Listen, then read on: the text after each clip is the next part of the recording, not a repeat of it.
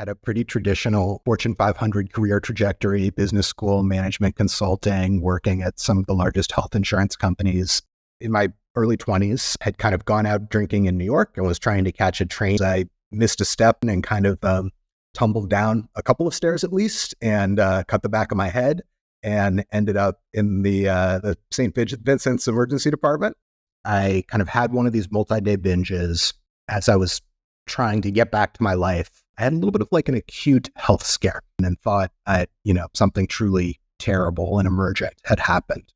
Good news was there was no particular issue, but to the enduring credit of the nurse practitioner that I saw, she kind of dealt with, what I was most concerned about, but then said, I really, really want you to see this colleague of mine, the practice's go-to guy for people struggling with addiction.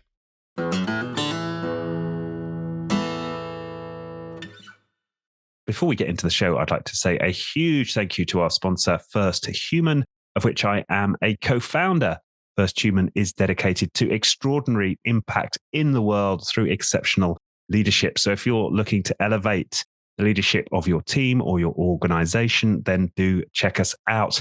We also offer one-to-one coaching. So if you'd like to get coached by me or one of my extraordinarily talented fellow coaches, then head over to firsthuman.com. And with that, back to the show.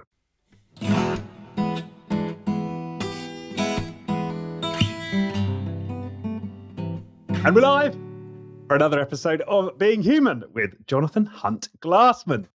Jonathan is the CEO and founder of Oar Health, which is a platform providing treatment for alcohol use disorder. He's a former corporate traveler like myself. You worked for Humana, Optum, Bain Company, so also a former management consultant.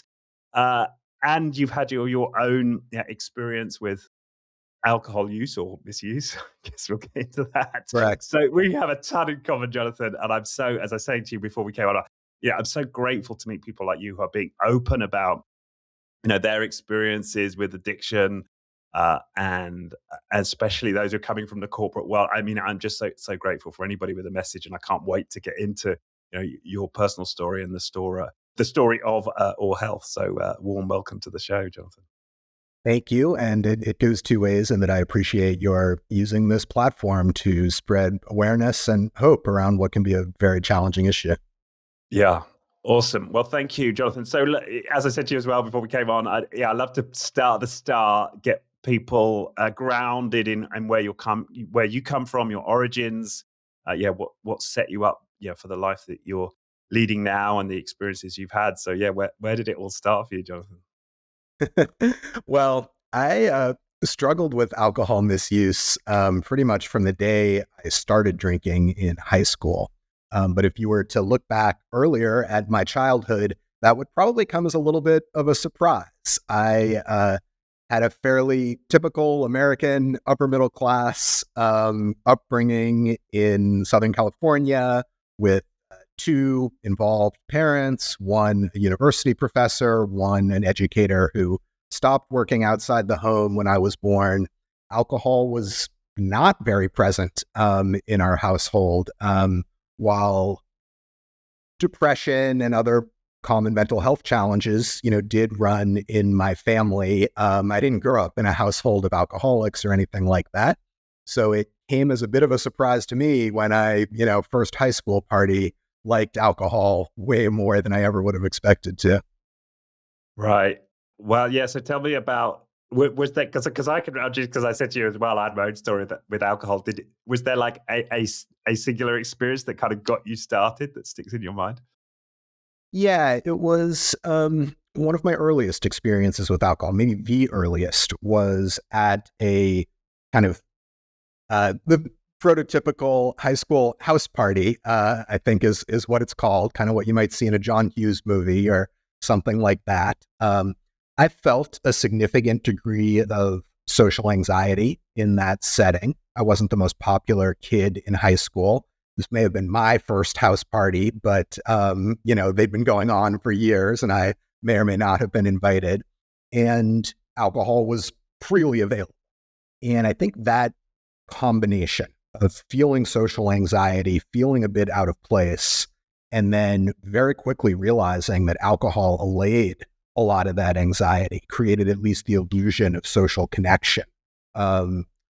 Meant that once I had one or two drinks, I wanted as many as I could have. Ended up blacking out, ended up really, regretting some of the ways I'd behaved. And while that was a singular first bad experience, unfortunately, it more set the tone for a pattern of behaviors rather than being a something that stopped me in my tracks at the beginning. Right. And I suppose what was your reaction? What was the reaction of your parents after that first experience then? My parents didn't have total insight into what was going on. They knew I was experimenting with alcohol, but I think I was able to somewhat credibly portray it as the sort of experimentation that many people do in high school, not all of whom go on to develop alcohol use disorders. My own feelings about it were complex. I knew that I liked it. There were aspects of the experience that at the time felt positive to me, the opportunity for social connection, maybe being more adventuresome with girls. I also recognized the dangers and downsides and, really felt embarrassment and shame at times about things I said or did that were insensitive or inappropriate.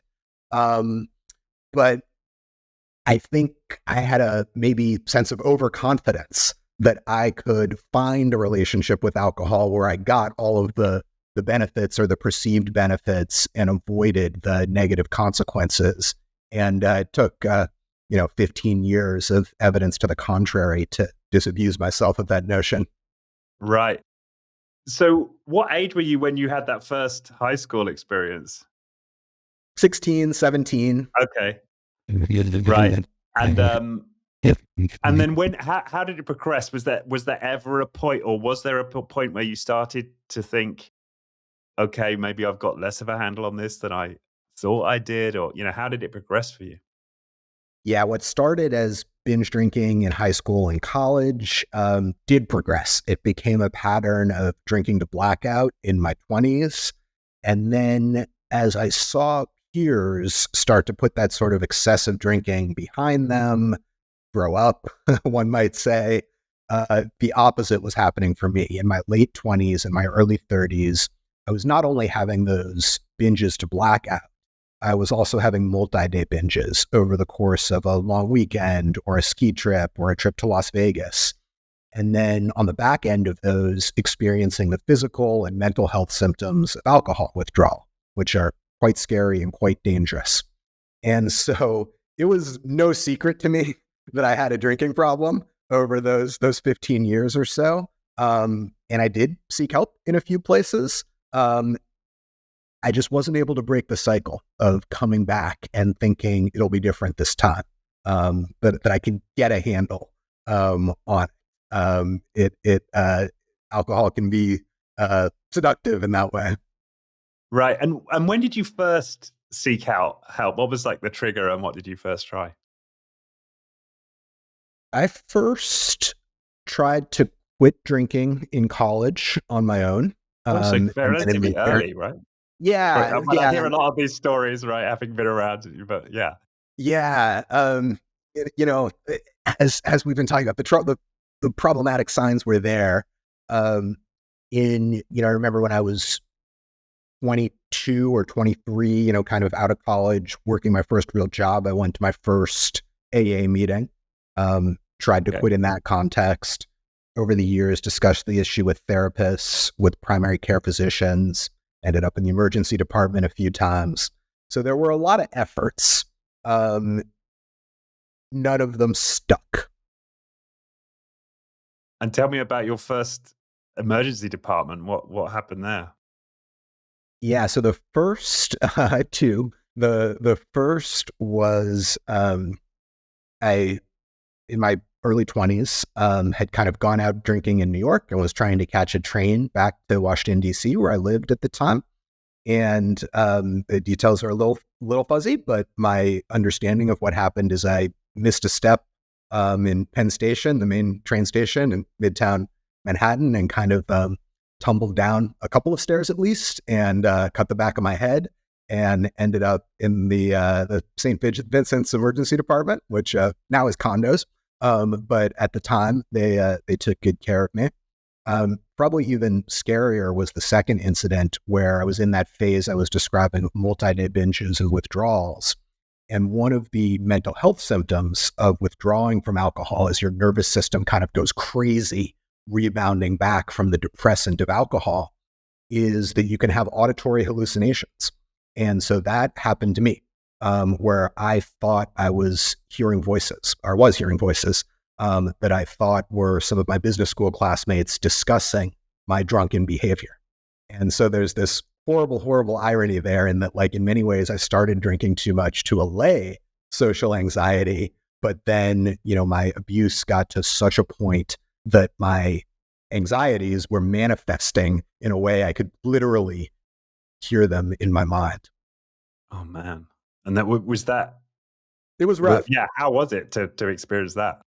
It was terrifying. I had it, and I had enough awareness that, once, the doctor kind of closed the door to the emergency room and asked me if I still heard the voices, and I didn't. And that's kind of a test of kind of the severity of the delusion, is kind of changing the environment in the way that he did. But then once I realized that it was a hallucination, in some ways that was even scarier to me, because the cause of auditory hallucinations that I knew about was schizophrenia.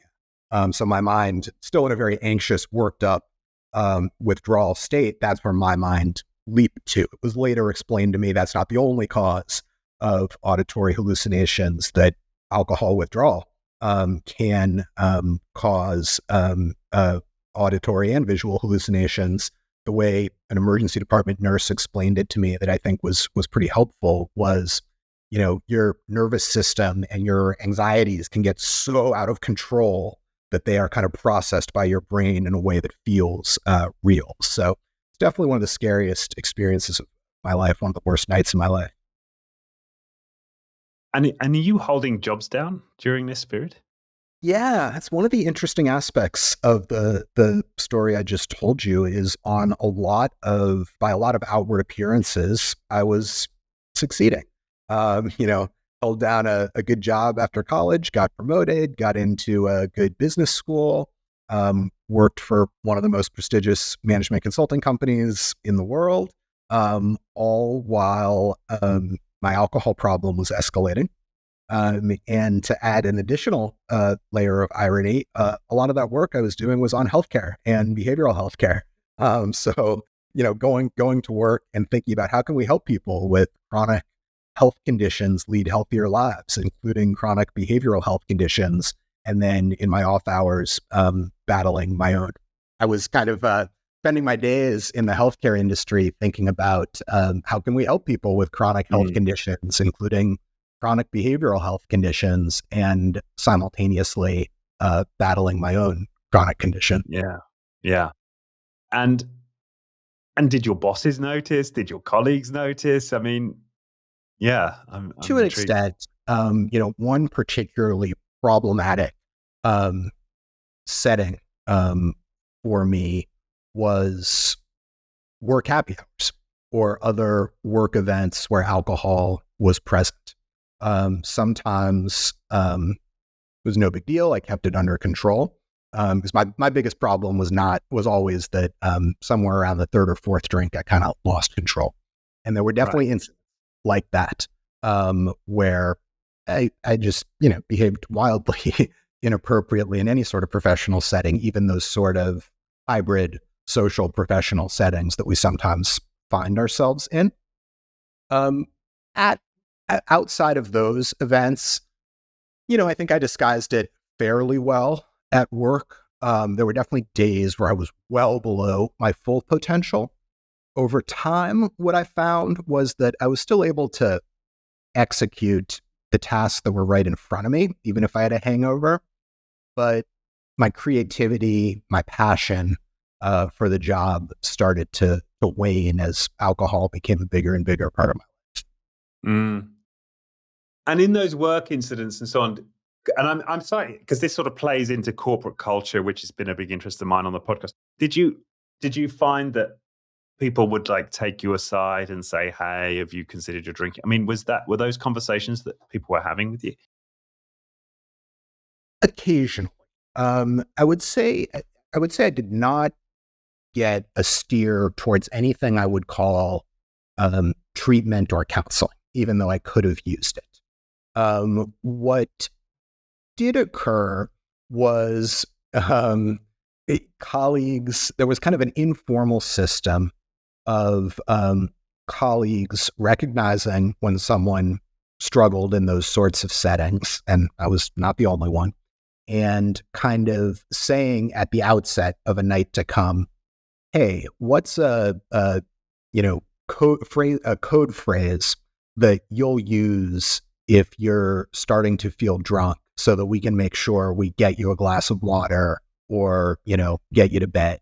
And so there was an effort, I would say, to manage the problem, Right. maybe Yeah. not to treat it. Right. What's your experience been Well, in exactly. privately? There was that's one of the things I experienced, and I had to do. I chose to do in the end all of my healing through a circuitous route outside of the corporate sphere. But yeah, it was exactly the same experience. I mean, I was working also in a management consulting firm at the height of my drinking, and people knew, and I had similar out of control incidents which involved upsetting clients, right? So potentially quite serious incidents, but it was just not addressed, not even as far as you went, right? I didn't even have people like on the night really trying to do it. There was just a little bit of, hey, Richard, you screwed up last night. We heard this from the client, kind of watch yourself. That would be the extent of it. It was never like, and this isn't like, I'm not trying to make anybody wrong, but there wasn't a sense of, hey, Richard, do you think you might have a problem here? Do you think it would make sense for you to go seek some help? There wasn't really anything like that.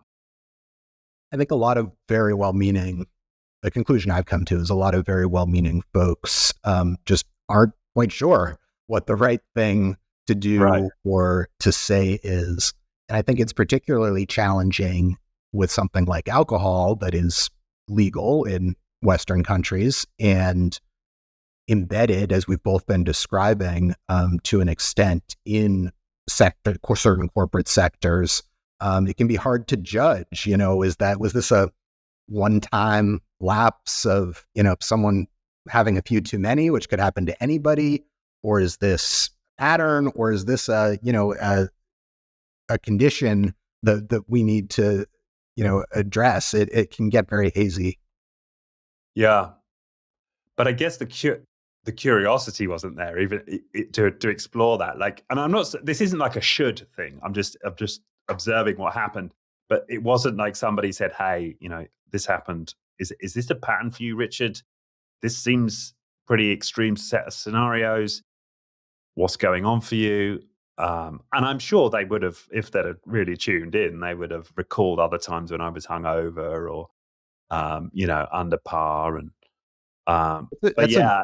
point. And like, I'd never really thought about that in depth, but, in management consulting companies, so many other aspects of performance are examined very closely. It's one of the things, in my experience, those firms do well is give detailed, thoughtful feedback and Right. opportunities for professional development. And I think you're right. In retrospect, the same curiosity and open discussion was not brought to this issue. It certainly would have been uncomfortable, but it might have been helpful. Yeah, and I almost imagine a sort of corporate paradigm where addiction issues are on the table, right? They're just openly discussed. People are looking out for it. People are addressing it when they start to see signals, and it's just part of an open conversation. In much the same way that we're now seeing like mental health in general taken more seriously. For patterns of addiction, I think it'd be beneficial if that were included in the in the panoply of potential issues to address. And I guess this gets difficult because, where does the kind of corporate responsibility start and end? But nonetheless, I think having a greater awareness in the corporate setting would be beneficial for people. Totally. Especially in these kind of, high performing, cultures like management consulting, law firms, accounting.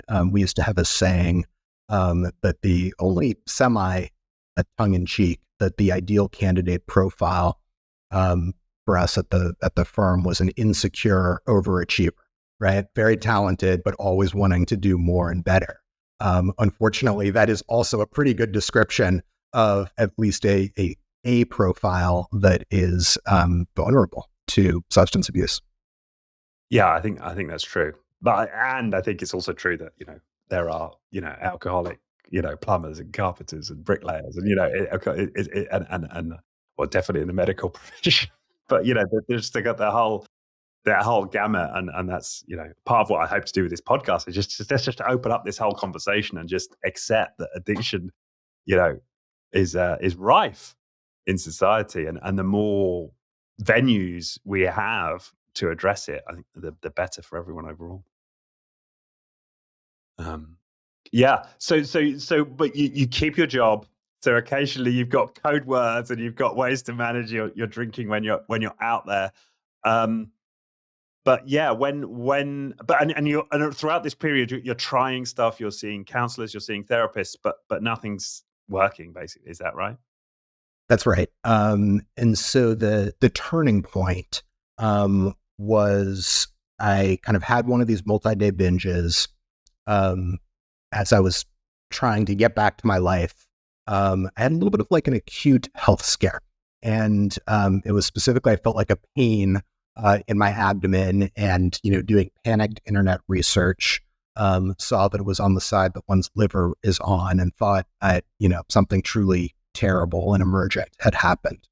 And that's not unique in that for many of us, it's a health scare, or our boss telling us you're fired if you don't shape up, or our spouse threatening to leave us. Sometimes we all need a nudge. And so that was my nudge. It got me into the doctor's office. The good news was there was no particular issue. I'd maybe done an exercise in the gym that I'd kind of forgotten having done.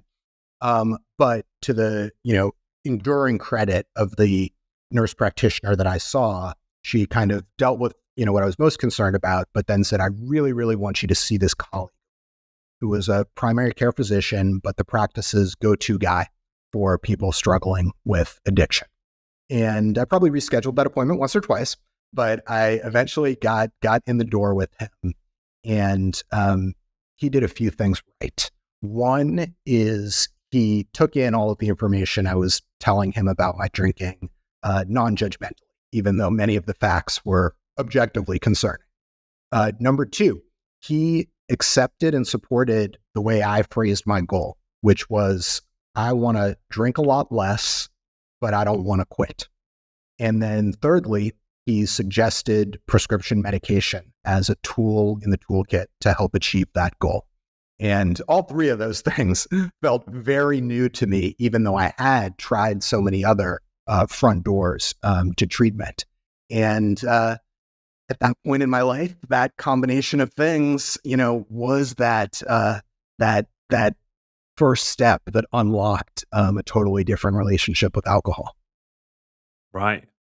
Yeah. So tell us about those early steps then. Yeah. What did you do next after that?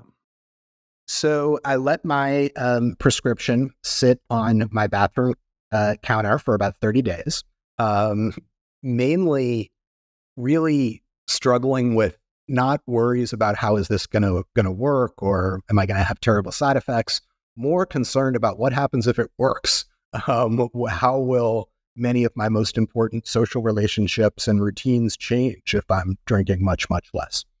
But I eventually convinced myself, let's not live in the future. Let's, take this one day at a time. And kind of convinced myself I was going to run a bit of an experiment, which was I'm going to take one dose of the medication and have one beer and see how it goes. And kind of not bring expectations, positive or negative, to the extent that I could eliminate them, and just kind of have that curious, mindful, almost scientific mindset about what was occurring. And I was lucky. Responses to medication vary, but I had a very positive first response. In that first beer, felt calming and relaxing, but didn't feel as exciting, didn't feel as rewarding as it had in the past, which is exactly the intended effect of the medication that I was prescribed. And so that was a hopeful sign, and enough for me to, continue taking the medication daily. And luckily, I continued to realize similar results, which was a great fit for my main problem, which was that acceleration from 2 or 3 to 10, and a great fit for my goal, which was to cut back dramatically without quitting entirely. And so what happens after the first? It's calming, but what, you just don't feel a craving for the second, or what? How does it work? Yeah, the medication I was prescribed is called Naltrexone. And in the US, it's the recommended frontline medication for the treatment of alcohol use disorder. The way it works is exactly what you were saying, which is it blocks reward and pleasure from alcohol. To get a bit more scientific about it, it plugs up a specific opioid receptor in the brain. And that may sound irrelevant because there are no opioids in alcohol. But the scientific insight behind this is that drinking causes the body to produce its own endogenous opioids. And those are precursors. It's exactly. And so sorry, those what does endogenous mean? Oh, sorry, endogenous. Endogenous meaning produced within, rather than heroin or Percocet would be a exogenous opioid that you're introducing from outside the body. So alcohol, leads to those endogenous opioids. So can things like running. Endorphins would be another example. And those can accelerate dopamine production. And so by plugging up that opioid receptor, the endogenous opioids are still produced. They just can't hit their target. And so it interrupts that reward and pleasure from alcohol, breaking the feedback loop that a lot of us are probably familiar with who've struggled with alcohol, where 1 feels good, we want 2 feels great, and before we know it, we're not really making decisions anymore. Right. I'm personally thinking, oh man, if I'd have found that, maybe I'd have taken a different path to my own recovery, right? That's fascinating. But as you said, it doesn't work for you, doesn't necessarily work for everyone. Yeah, there's unfortunately, there's no silver bullet in this realm, in my opinion. And that's certainly true in regard to naltrexone, as well as the other medications that are used to treat alcohol use disorder. They're more effective than placebo. And so, certainly dramatically underprescribed relative to the evidence of their efficacy. But there is a diversity of responses. Some people will tell you this is a miracle drug. Some people will tell you, I took it for 2 months and I didn't notice a difference. Most fall somewhere in between, where they notice some or all of the feedback loop breakage, but still need to form their own conscious plan to drink less or not at all. Still need to think about what they're going to do from 5 o'clock to 9 o'clock on a Friday instead. Still need to build or rebuild healthy habits and relationships. In this realm, it's kind of, you could say the same thing about depression, right? Like an antidepressant is a helpful tool. For most people, it's going to work a lot better if you're also exercising and eating right and maybe seeing a counselor. Kind of similar in this realm. Right. And so after you let's stay on your shelf for 30 days, you then try it, you have a beer. Oh, it's only one. How does it progress from there? I was, over the next, so I had, as I said, my goal was to drink less without quitting. And I had some trepidation about whether that goal was achievable. And so I set the goal of, over the next 6 months, that's going to be kind of our evaluation period. And the bright line success or failure metric is going to be no blackouts. Because kind of going back to my very first experience in high school, that was kind of the sentinel event that I associated with all the worst experiences with alcohol. And I was able to meet that goal over those 6 months. Generally, what I found was that second drink, if I went for it, would just last so much longer. It would take an hour. For the first time in my life, I might leave a bar with my drink unfinished, as opposed to finishing mine and anyone else's whose was available. There were definitely the dream of most alcohol. Well, yeah, perhaps most alcoholics, right, is to be able to. Yeah, exactly. Yeah, it's not. It is not unique. As I've talked with others who are on this journey, for many, that's like a mind-boggling experience. The first time they kind of leave a drink unfinished, the first time they're in a what they know would have been a high-risk event in the past, a family reunion, a wedding, and they, an hour or two in, look around and realize, oh, I'm not drunk. I'm not the drunkest person here. I'm making choices about whether I want to drink more or not. That was my experience. There were definitely a couple of occasions where I had more to drink than I intended, but nothing like the bad old days of not even knowing how many I'd had to drink. Wow. Okay. So for you, it does sound like pretty much a miracle. It was transformational, no doubt about it. Yeah. And side effects? So, any prescription medication, there are some side effects with naltrexone, or at least the risk of them. Majority of folks don't experience side effects, but the most common are nausea, tummy troubles, diarrhea, headaches, restlessness, or sleepiness. The good news is those do tend to dissipate with a week or two of use as the body gets used to them. And you can titrate up to a full dose from a half pill, or half in the morning, half at night, take with a meal, have some over-the-counter remedies on hand. But they can be uncomfortable, for sure.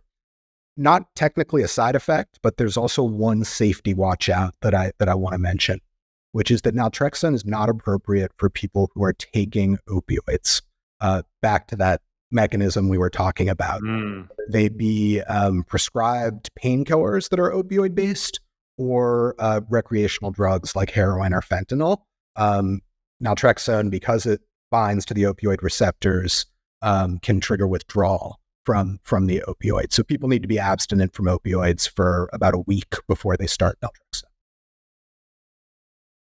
But does it then also help with with those addictions? It If is. they can stay It is off for a week? also a treatment for opioid use disorder. It was originally developed as a treatment for opioid use disorder, which kind of makes sense because the mechanism is a little bit more straightforward there, binding to opioid receptors, preferentially preventing the opioid from binding. It's for opioid use disorder. It honestly has kind of been overtaken by things like buprenorphine in terms of the best medication options that we have for opioid use disorder, although it's still used in that regard. But it remains our frontline medication for alcohol use disorder. And kind of while we're on the topic of fringe benefits, may help folks lose a few pounds if that's a health goal, may make stopping smoking easier if that's a health goal. So sometimes there's secondary benefits too. Oh yeah. I suppose that would make sense. Binding the opioid receptors. So now you're on it, and did that remain your pattern? Is it still your pattern now? You still taking the medication? Yeah, it has. I've kept it as a tool in my toolkit by and large over the 6 or 7 years since I first started on naltrexone. There have been times when I've taken a break, which is fine. But each of those times I have seen the quantity I was drinking start to creep up a little bit, not towards what I call the danger zone, but creeping up rather than staying constant. And so have decided kind of a few times to put naltrexone back in the toolkit. And that's a pattern that, we see with others too, is generally we recommend folks, if it's helping, stay on it a year. for that first go. And then it's a very individualized decision from there. Some folks stay on it indefinitely, which is considered safe and appropriate.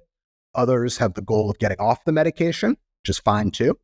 Rule of thumb there is kind of the more stable and secure you're feeling in meeting your goals, the more appropriate it may be to take a break.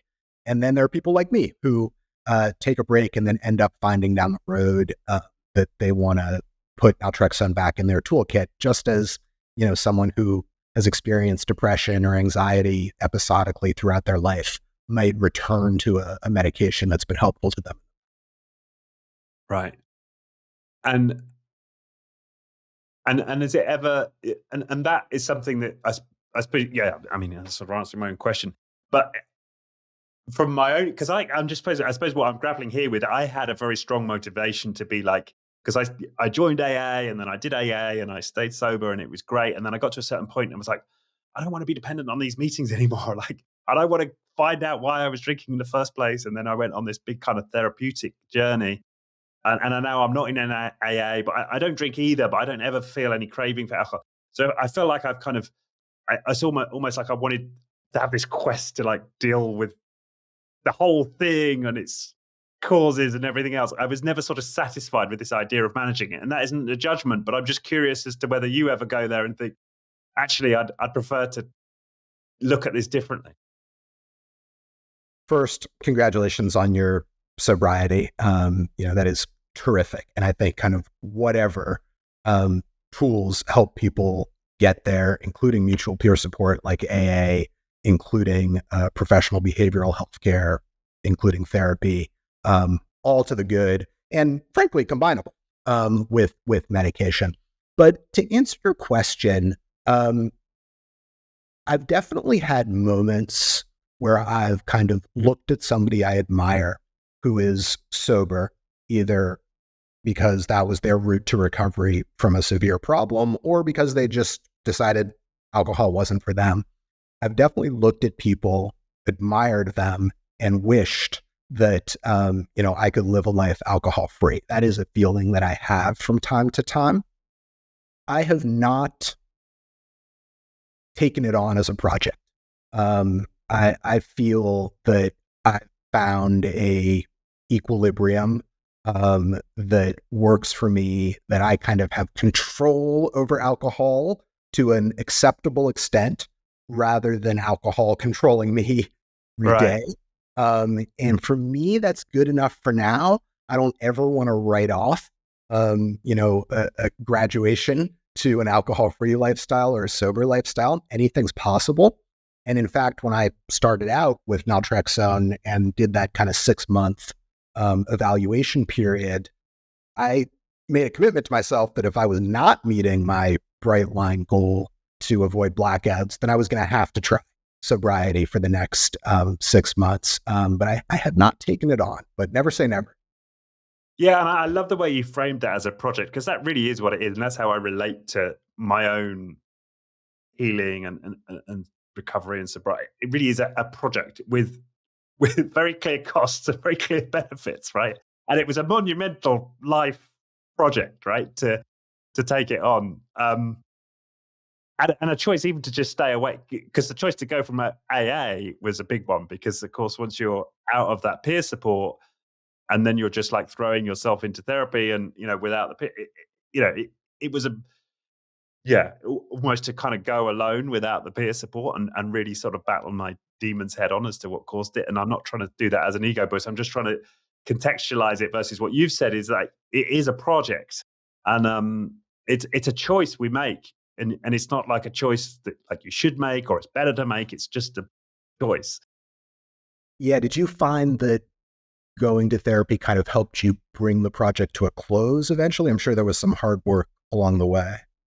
Yeah, eventually my story is I've never actually tested it. I mean, what I would love to do at some point, I say this hesitantly, is to go out and just try drinking again. But my working hypothesis is, which is unproven, is that I have dealt with and addressed the underlying causes of the social anxiety, of all the other factors, the fear of intimacy, and there's a whole kind of cluster Sure.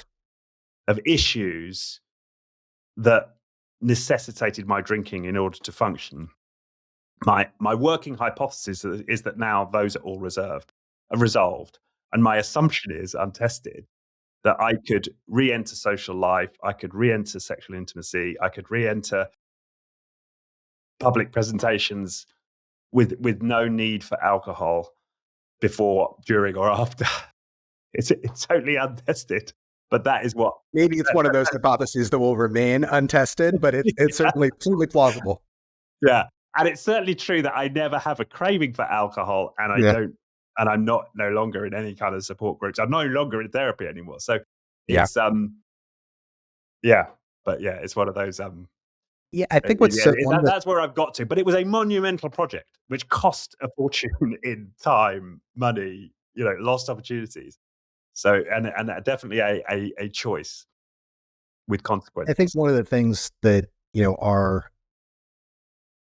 respective projects and choices illustrate is that there are multiple ways to go about addressing alcohol misuse.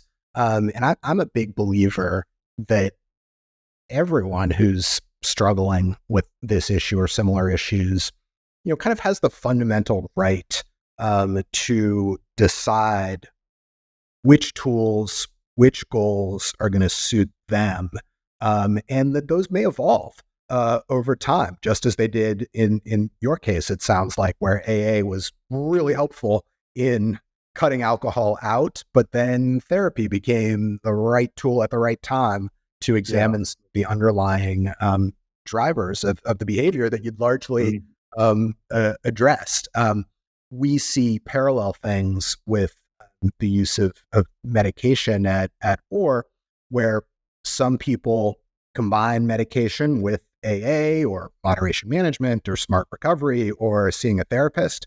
Others start with the medication for a while and then go in different directions. For some, they have eliminated the behavior that was so problematic and their life gets a lot better. And that's kind of the end of their formal treatment journey. For others, less alcohol opens up space to address some of those underlying mental health challenges or unresolved traumas. And they're like, now that things are a little more under control in their life, they're finally able to get the time and energy. And I always, like to come back to the reality that the biggest problem in this realm of behavioral health, it's not that we have too many people taking medication and not enough going to AA or vice versa. It's that not enough people get any sort of treatment for the problem. About 10% of people with AUD get any sort of treatment. Is that true? Wow. Yeah. And so, in my mind, more front doors, more places to start, more pathways over time are really important to closing. Yeah, well, that brings us back to the point earlier about, venues where this is addressed and talked about openly, and to increase that number. Yeah, that's tragic, right? That is tragic that 90% of people aren't seeking treatment. When you think of the devastation that, alcoholism or alcohol use disorder, or maybe that's worth just throwing that in recently, because this is a new term for me. I hadn't come across it before this podcast. What is the distinction between alcoholism and alcohol use disorder?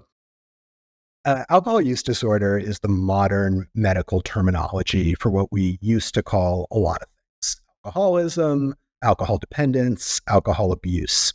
Alcohol use disorder is defined as the inability to stop or control drinking despite negative social, health, and or professional consequences. So it's diagnosed based on 11 yes or no questions about the effects that alcohol is having in one's life, as well as symptoms of physical dependence. It can be classified as mild, moderate, severe alcohol use disorder. Any are a source of concern. Now, of course, you still hear people use terms like alcoholism, alcoholic, alcohol dependence, alcohol abuse. I'm not really in the business of correcting people's terminology. In my book, if there's a term that you find helpful in describing what you're struggling with and thinking through a route to improvement, let's get to work rather than have a big semantic debate. Right, but I like that as a definition, and because it's more of a catch-all. Because for a long time I was like, I'm not an alcoholic. I'm not putting vodka on my cornflakes in the morning. I'm not an alcoholic, because that was the kind of stereotype of the alcoholic. And then I read an article in my early 20s, I think it was about 22, 23. I read an article about binge alcoholism. And I was like, oh yeah, that's me. I'm a binge alcoholic, but I've got it under control. I don't need to worry about it. And I literally didn't address it for another 10 years and carried on as a kind of quote happy binge alcoholic I until have such a similar story where back, yes, probably the first time I got a diagnosis was when we were still calling it alcohol dependence and alcohol abuse. And I took so much comfort in the clinician telling me, well, I think you fall into the alcohol abuse category, and basically decided, no big deal. We'll deal with it when it's dependence, which is not not an approach I would recommend.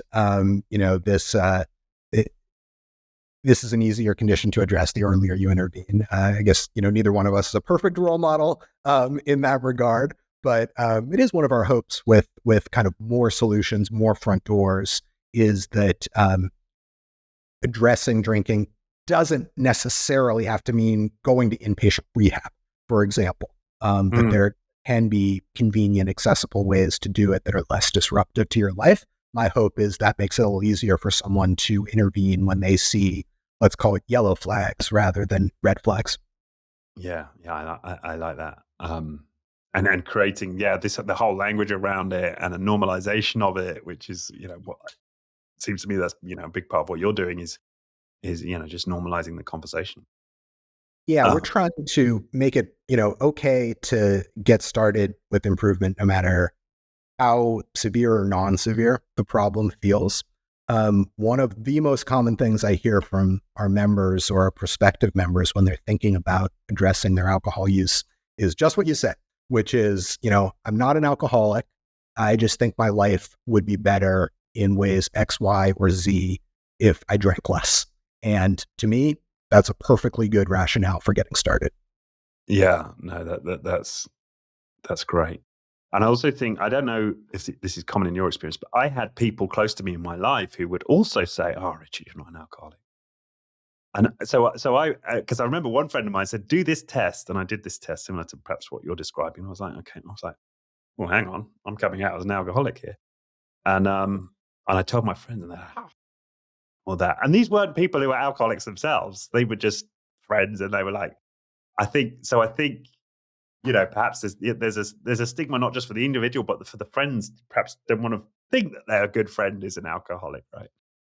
Yeah, it's But not the easiest thing to confront. And, you know, although I'm fine with whatever term people want to use, I think the field moving from alcoholic to alcohol dependence to alcohol use disorder, if I had to choose, I think alcohol use disorder is the best in that regard, in that it may be a little easier for us or for those around us to say, I'm using alcohol in a way that's not normal, that's not helpful to my life, that to some extent is creating disorder rather than order. And that may just be an easier thing to say than I am an alcoholic, which brings with it decades, if not centuries, of negative associations. yeah, exactly. And I have to say, Jonathan, if somebody had offered me a pill when I first started looking at this and said, "Hey, take this pill and you'll only ever have one drink," I'd have probably taken it. And I mean, I never started the whole path I ended up going. Yeah, why not? That is the fundamental motivation behind starting the company that I founded, Oar Health, was this medication, this idea of taking a daily pill to drink less or quit, came as a big surprise to me. Right? I tried treatment in many different settings, never heard of this. Worked in healthcare on adjacent topics, never heard of this. And it didn't take too much research to confirm that I was far from alone. In the US, about 2% of people with alcohol use disorder are prescribed any sort of treatment, any sort of medication to help them drink less or quit. Some of that is the treatment gap. 90% are not getting treatment at all. But then we've got another 80% of those seeking treatment for whom medication is not part of the toolkit. Some of that may be by choice, which is fine. But we have plenty of evidence that that's not the whole story, that many medical providers, those with prescription pads or EMRs these days next to them, are also not familiar with this medication or comfortable prescribing it. And then some of the traditional treatment settings, specialty treatment settings, may not have a prescriber on staff, may have roots in religious or 12-step traditions and have not incorporated medication. And so I just felt like there was this glaring opportunity to help get this safe, effective, FDA-approved solution into people's hands in keeping with leading medical guidelines, and frankly, at the same time, build a business around that. Right. Yeah. So that's a good segue into Oar Health. So yeah, talk about your transition from, successful corporate executive to entrepreneur. It was a bit of a leap of faith. As you say, I had a pretty traditional Fortune 500 career trajectory, business school, management consulting, working at some of the largest health insurance companies in the United States, and was very happy in those roles and organizations. I had two thoughts. One was the one I just described, which is I just couldn't get the idea out of my head that there was an opportunity to kind of do well by doing good in this regard. And then the second was, although I don't consider myself to be a particularly entrepreneurial or risk-seeking person by nature, I had always kind of had in the back of my mind, the latent desire or curiosity to kind of build a business of my own, run a business of my own. I think it's pretty common among management consultants is you give enough advice and you wonder if you can do it yourself. And so I kind of felt like I have a once in a lifetime opportunity to realize that ambition. And while there is risk, I think I'm more likely to regret not than doing this. And so you resigned? You had a bit of savings. Like what was the path? I started in a relatively low risk way, which was while I was holding down my full-time job.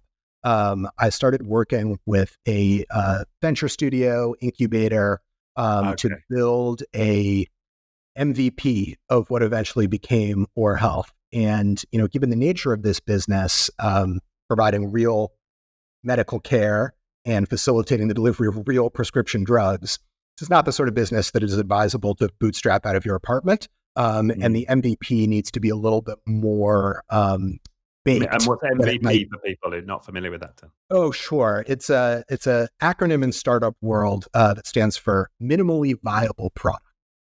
So what is that most limited product that you can offer people that will give you meaningful data on whether they want it and what they want from it? And so, in some businesses, like think of just a direct-to-consumer e-commerce clothing company, you could have an MVP where you, have a bunch of things, show a bunch of different items on your website and have a shopping cart. But then when people are ready to check out, say, hey, we're not quite ready for you yet, join the wait list. That didn't seem to me like an ethical way to approach this. I felt like if we were, promising people medication that could help them with their drinking problem, we needed to deliver on that. So ultimately kind of partnering with that incubator that had some resources, that had developers, designers, getting a doctor involved, getting a pharmacy involved, we kind of stood up a very early version of the product while I was still doing my full-time job. And, just as like investors like to see early traction before they decide whether they, invest in a company, the early indications that we saw from that very early iteration of the product were enough to convince me there's something real here. It may or may not be a successful business, but it got me over that hump of like, it's worth taking a chance on. Right. And so that was enough. And did you have some early investors as well? Yeah, we worked with the incubator that we worked with was owned by a company that wanted to incubate new businesses that has kind of done that throughout its history.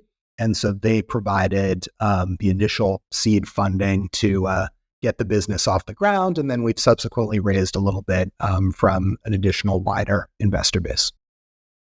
Wow. So you're off to a flying start. And how long has it been going, Oar Health? We've been at it for 3.5 years. We started in January 2021. And cumulatively over that time have served 35,000 people.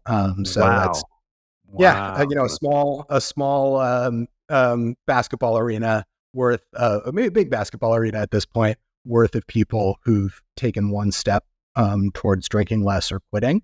That's and the extraordinary, Jonathan. I mean, just to take that in, from where you were to have served 35,000 people, helping, quit or deal with their alcohol. I mean, it's meaningful, and even better, the majority of them report that they are often or always meeting their goal to drink less or quit.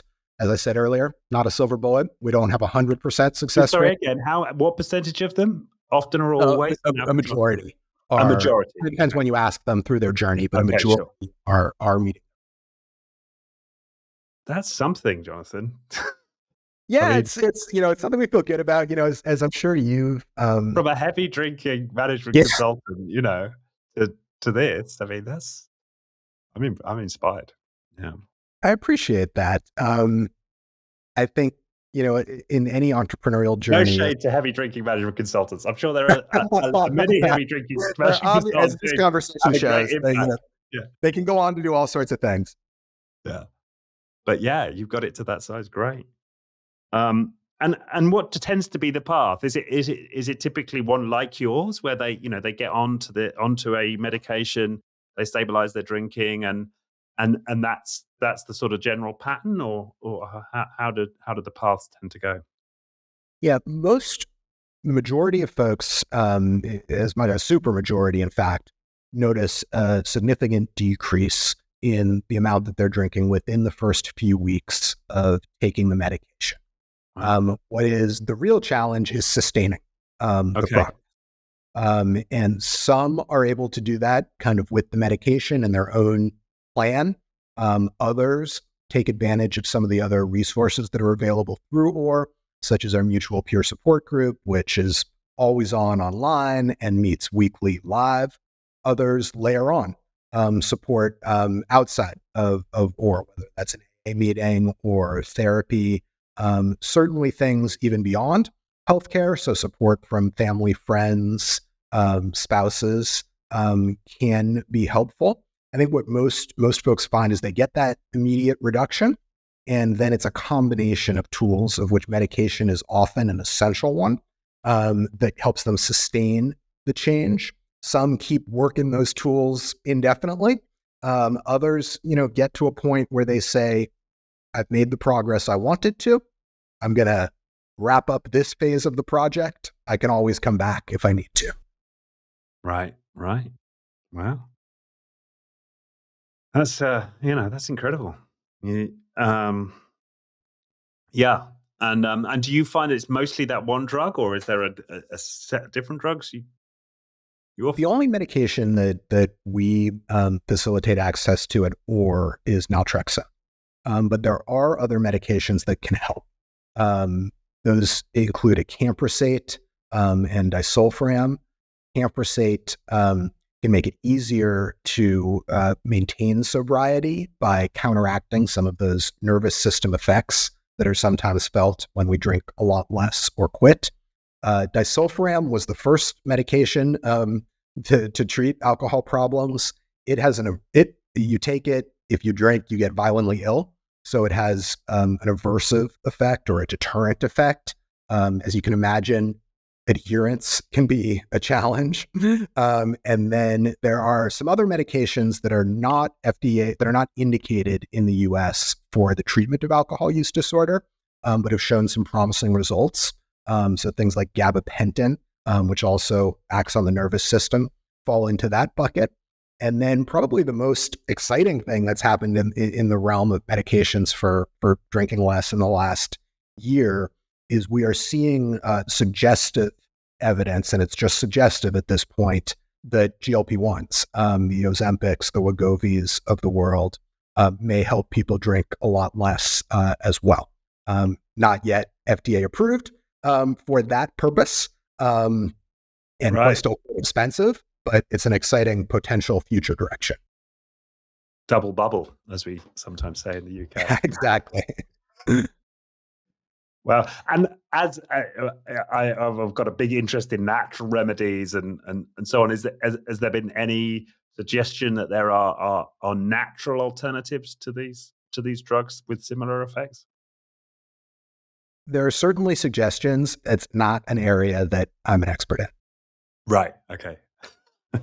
Diplomatic answer, but nothing that you've found that you want to put your faith in or trust in. Yeah, sure. Brilliant. Well, this has just been a riveting story and so inspiring. Is there anything uh, in terms of what you're doing with Oar or from your own journey that we've not touched on that you'd like to share about? I'll maybe leave you and your listeners with just 3 observations to sum up.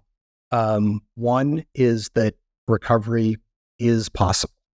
I'm an example of that. You're an example of that. There are millions more around the world.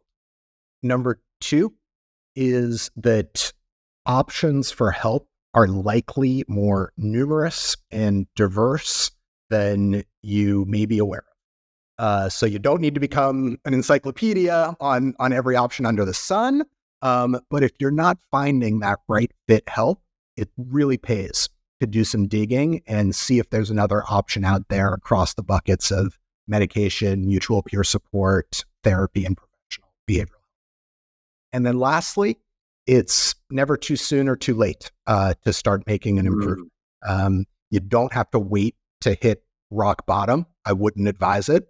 But by the same token, no matter how dark and difficult things feel right now, it's always possible to have a brighter tomorrow. Brilliant. Yeah, I love that message.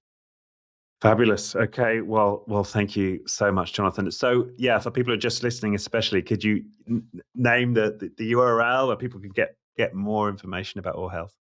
Yeah, find us at oarhealth.com. That's OAR health.com.